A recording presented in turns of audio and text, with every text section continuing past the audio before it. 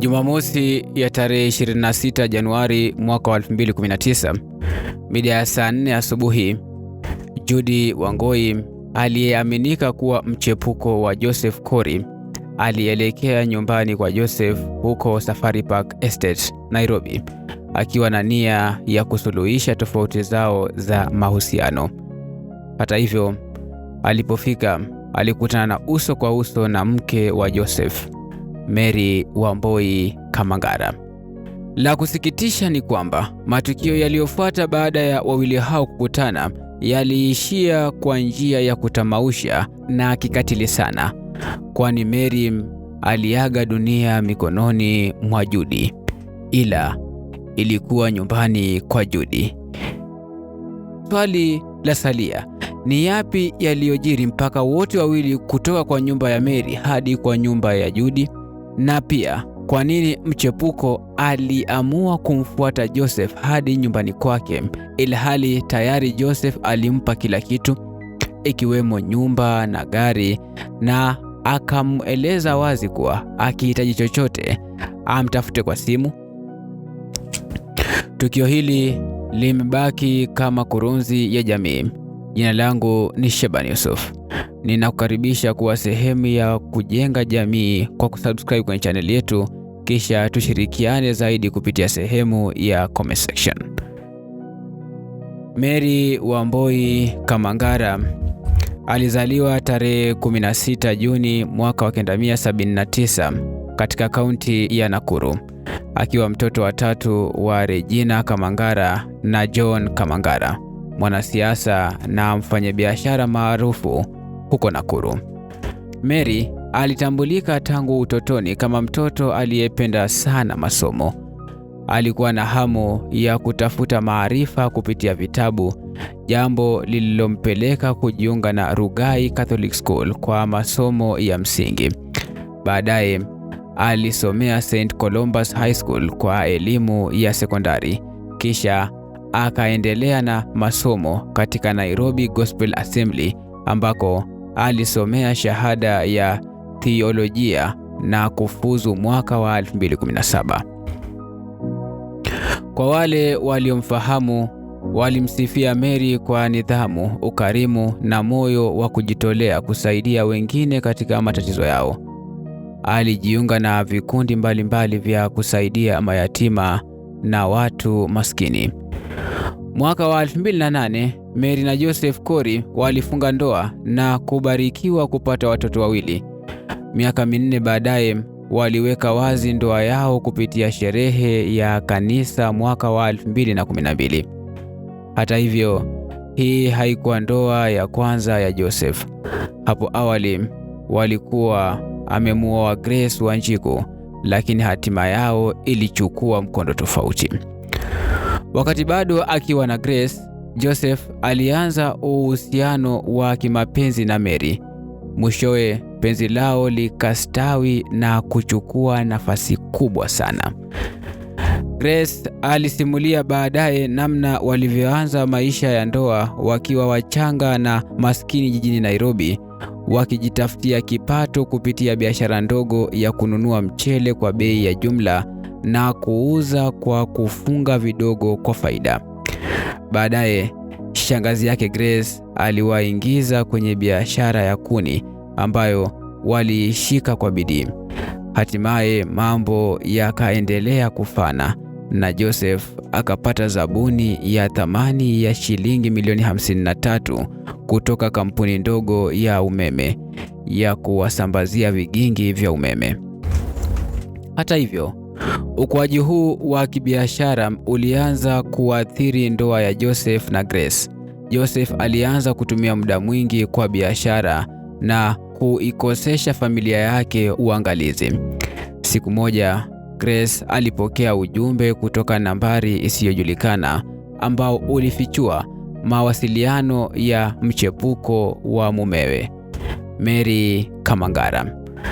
Joseph kama mwanaume alikanusha shutuma hizo, akidai Mary hakuwa mchepuko bali mfanyabiashara mwenzake aliyempa kandarasi ya kusambaza kuni.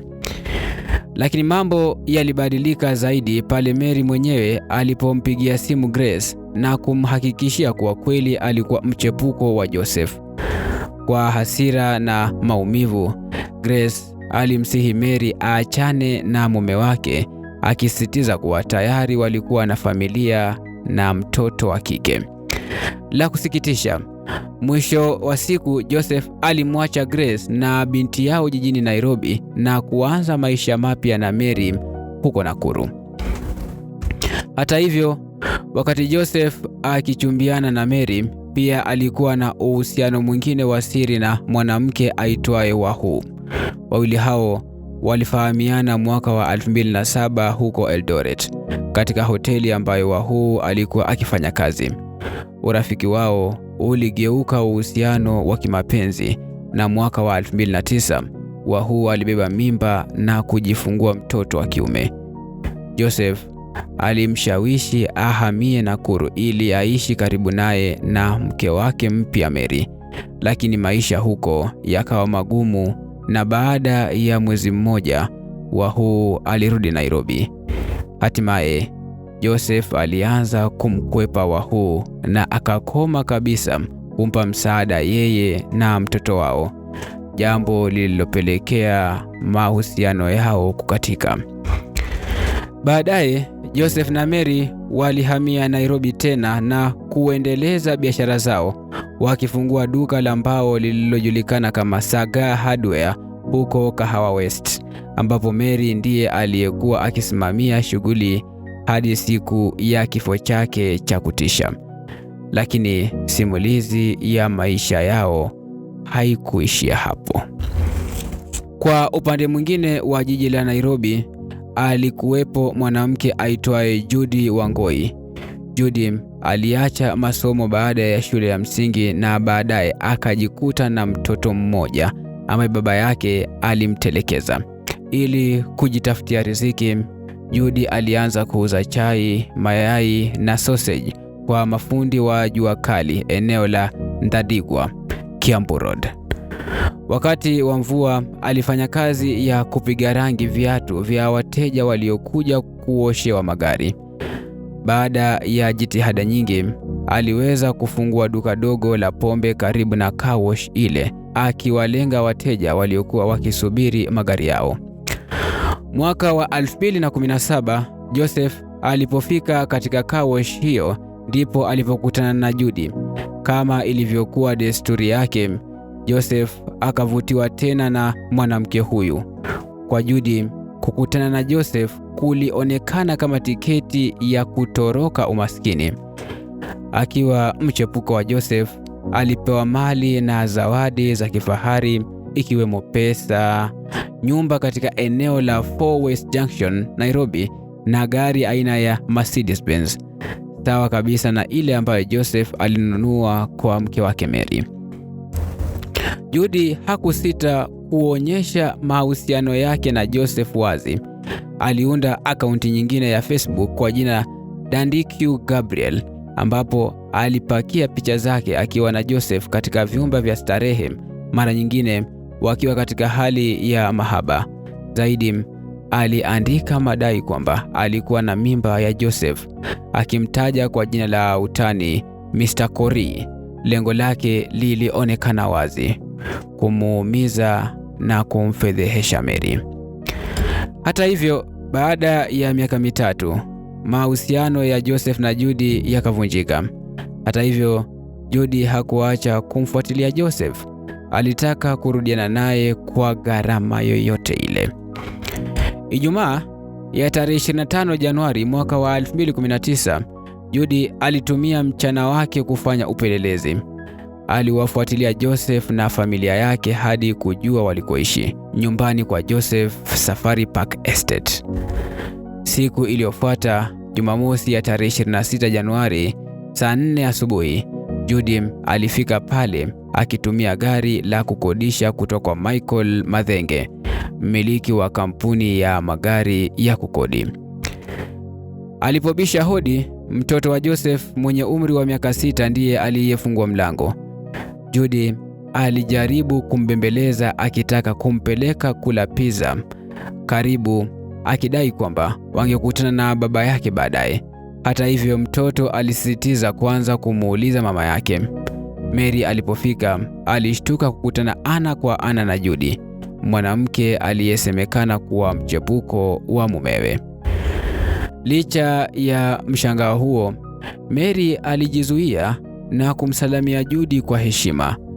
Haikupita muda, Judy akamwalika Mary chakula cha mchana hotelini na Mary akakubali. Hata hivyo, alipomwalika Judy aingie ndani ya nyumba kwanza, Judy alikataa akisema atamsubiri ndani ya gari. Baada ya maandalizi, wanawake hao wawili waliondoka pamoja kuelekea hotelini. Judy alitumia gari alilokodisha huku Mary akiendesha Mercedes yake. Waliposimama Thika Road Mall, Mary aliingia ndani kidogo kuchukua mzigo wake kabla ya kuendelea na safari yao hadi Homeland Inn, mgahawa maarufu kando ya barabara ya Thika. Wakati wa chakula chao cha mchana, walijiunga na wanaume wawili waliokaa nao kwa muda, lakini waliwaacha mapema.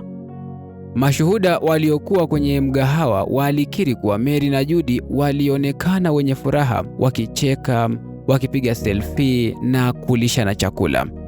Hakukuwa na dalili yoyote ya mzozo kati yao. Lakini hali ilibadilika baadaye. Takriban saa 11 jioni, baada ya chakula, Judy alimshawishi Mary kwenda kwake Four Ways Junction. Mary alikubali na wawili hao wakaelekea huko. Walipofika ndani ya nyumba, Mary alipigwa na butwaa. Kwenye kuta aliona picha za mume wake Joseph, na samani za nyumba hiyo zilikuwa sawa kabisa na zilizoko nyumbani kwake. Zaidi, gari alilokuwa nalo Judy lilikuwa aina na rangi ile ile ya gari yake. Mary alikasirishwa na kumtaka Judy ampe logbook ya gari lile alilohisi kuwa mume wake alinunua. Kisa kikaanza. Judy akaingia jikoni, akachukua pressure cooker na kumshambulia Mary kwa kumpiga kichwa kabla ya kumnyonga. Hapo ndipo maisha ya Mary yalikatishwa kikatili. Uchunguzi wa kesi hii ulifurukuta zaidi baada ya maafisa wa upelelezi wa jinai kupata ushahidi ulioibua maswali makubwa. Kulingana na stakabadhi za mahakamani, baada ya Judy kumangamiza Mary majira ya saa 2:20 usiku, alifunga mwili wake kwa shuka na kuuweka jikoni. Ushahidi wa CCTV ulionyesha wazi kuwa Judy aliondoka nyumbani hapo majira ya saa 3 usiku kwa gari la Mary na kuelekea moja kwa moja hadi Homeland Inn, hoteli ambayo wawili hao walikuwa wametembelea awali. Maafisa wa usalama walishuku kuwa alifika eneo hilo kuchukua gari aina ya Toyota Allion ambalo alikuwa amekodisha mchana huo kwa ajili ya kutekeleza mpango wake. Hata hivyo, walinzi wa hoteli walimzuia kuondoka na gari hilo kwa kuwa hakuwasilisha kitambulisho cha awali alichotumia wakati wa kuingia. Akiwa amechanganyikiwa, Judy alihifadhi Mercedes ya Mary nyuma ya hoteli hiyo na kurejea nyumbani ambako aliwasili saa 5 usiku. Baada ya kufika nyumbani, Michael Mathenge, mmiliki wa gari la kuwazima, alikiri mahakamani kuwa alipigiwa simu na Judy akitafuta msaada wa kutoa mwili wa Mary nyumbani na kutafuta sehemu salama ya kuutupa. Mathenge alifika saa 6:07 usiku akiwa na gari lake aina ya Toyota No. Wawili hao walielekea Homeland Inn kwa lengo la kuchukua Toyota Allion aliloacha hapo mchana, lakini walinzi walikataa wakisitiza lazima stakabadhi husika ziletwe. Kwa hofu na kuchanganyikiwa, Judy aliamua kurejea hadi eneo alilopaki Mercedes ya Mary nyuma ya hoteli hiyo. Kisha pamoja na Mathenge wakaelekea nyumbani kwake, kila mmoja akiwa na gari lake. Saa 7:28 usiku walipofika nyumbani, Mathenge alikiri kwamba bado hawakuwa wamekubaliana ni wapi hasa wangepeleka mwili wa Mary. Hatimaye waliuweka mwili huo ndani ya gari la Mary na kuondoka.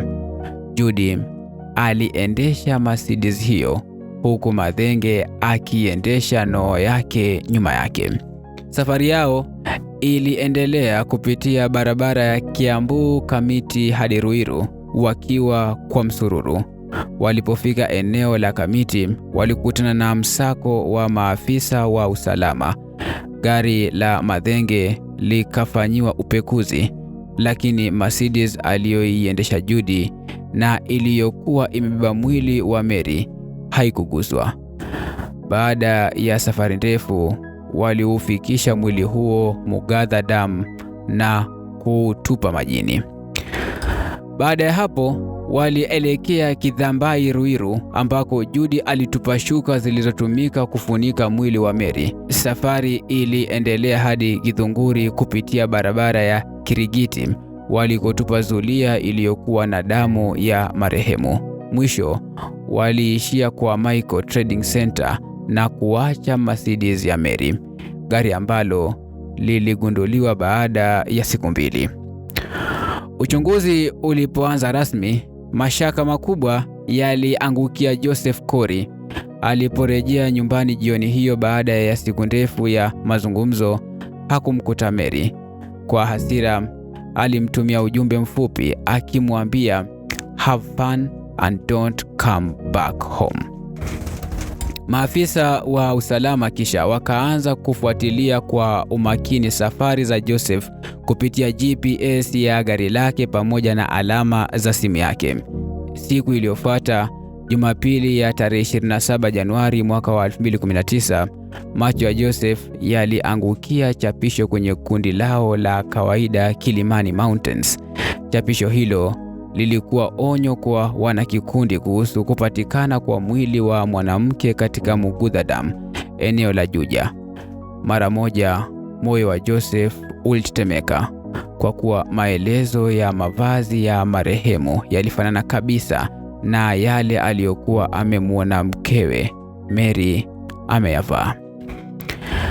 Akifuatwa na hisia nzito, Joseph alielekea moja kwa moja hadi Mugatha Dam, ambako maafisa wa usalama walikuwa wakifanya uchunguzi na kukusanya ushahidi. Kwa hofu na upweke wa kutafuta mke wake, alijitambulisha kuwa yeye ndiye mume wa mwathirika. Hapo akachukuliwa na polisi hadi kituo cha karibu ili aandikishe taarifa rasmi. Katika uchunguzi uliofuata, Joseph alishirikiana na maafisa wa usalama na kuwaelekeza hadi nyumbani kwa Judy katika Four Ways Junction. Alijua kuwa Judy alikuwa ameonana na Mary siku ya mauaji, kwa sababu Mary mwenyewe alikuwa amemtumia picha walizopiga wakiwa pamoja. Machozi ya huzuni na mshangao yalimpata Joseph alipojua kwamba ndani ya nyumba ya Judy kulipatikana mavazi yenye damu na hata tone la damu ya Mary, jambo lililoibua ushahidi mzito dhidi yake. Uchunguzi wa maiti ulipofanyika ulithibitisha kuwa Mary aliuawa kwa kupigwa na kitu kizito kichwani kisha kunyongwa. Aidha, kulipatikana majeraha kwenye mkono wake, ishara kuwa alijaribu kupigana kuokoa maisha yake kabla kukatizwa kikatili. Mnamo tarehe 2 Machi mwaka wa 2019, Mary alizikwa katika boma la mume wake Mwiga, kaunti ya Nyeri. Hali ya huzuni ilitanda, machozi ya waombolezaji yakimiminika kila pembe. Zaidi ya yote, mtoto wake wa miaka 6 alisoma ujumbe wake wa mwisho mbele ya jeneza la mama yake, na kilio chake kilivunja nyoyo za watu waliokuwepo.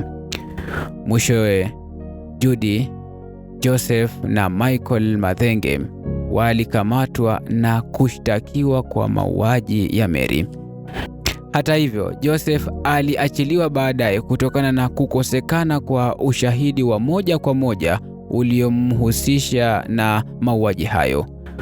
Mwezi Juni mwaka wa 2020, Joseph alitarajiwa kutoa ushahidi dhidi ya mpenzi wake wa siri Judy, lakini hilo halikuwahi kufanyika kwani upande wa mashtaka uliomba muda zaidi kwa ajili ya ripoti mpya kutoka kwa wachambuzi wa serikali. Miezi kadhaa ilipita bila taarifa mpya kuhusu mwenendo wa kesi.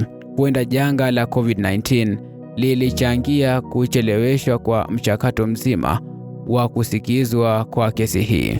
Kwa sasa, Judy na Michael bado wanashikiliwa na maafisa wa usalama, lakini maswali makubwa yanabaki yakining'inia hewani. Ilikuwaje Judy na Mary walipata nafasi ya kukutana na hata kuonekana marafiki kiasi cha kulishana chakula mdomoni siku ile ya kwanza ya Januari? Je, Joseph naye hakuwa na nafasi kubwa ya kujibu kwa uadilifu wake? Mtu aliyeweza kununua nyumba mbili na kuwapa wake wawili maisha yenye thamani sawa. Kwa makini na zidi kufuatilia kazi zetu. Hii ni Kurunzi ya Jamii. Jina langu Sheban Yusuf.